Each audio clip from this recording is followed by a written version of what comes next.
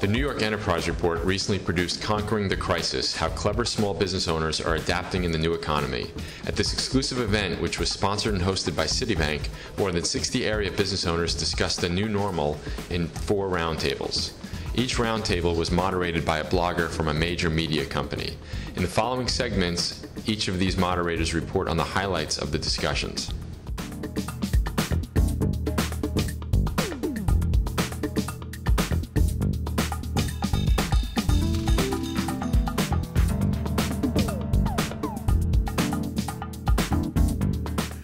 One of the questions was, is traditional media dead? When we talked about all the different things that people were doing, the vast majority of what people were doing were online strategies, whether it was keywords or SEO or pay-per-click or e-newsletters or blogging or whatever it was, by far, that's where people were putting their energy, what they were doing, what they were trying, and what they were finding was, most successful.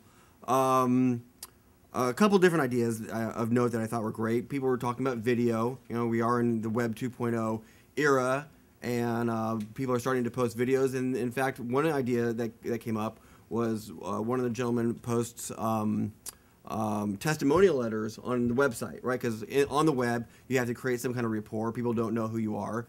And how do you create that rapport if you can't see someone face to face? Well, you can post a testimonial letter from one of your clients. Then the idea came up, well, what about putting a picture next to the letter, or even a video of one of your clients or one of your customers, doing a testimonial on your behalf. That was the other idea we talked about a little bit, which was becoming the expert in your field, becoming known as the expert, writing, posting, blogging, whatever it takes to get your name out there.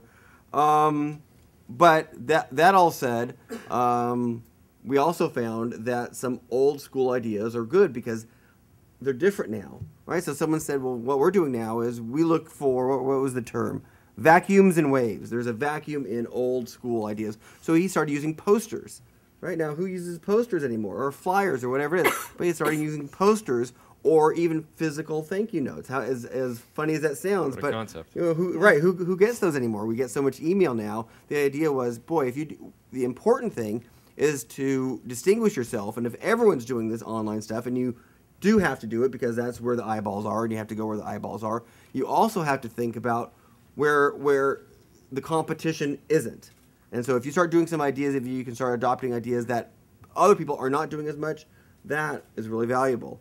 Plenty of people were using AdWords, and one strategy that seemed to be effective was not having, there's AdWords, yes, and you can pay per click, and you're going to pay more for a higher ranking, or with your SEO. And how do you do that? Well, you do some long tail advertising was the phrase, right? So instead of saying, Salomon Freestyle Skis, well, that's a fairly generic term, or skis, really generic, too short. But Salomon Freestyle Skis for downhill racing, whatever it is. The longer the term, actually, the more qualified of a click you're going to get.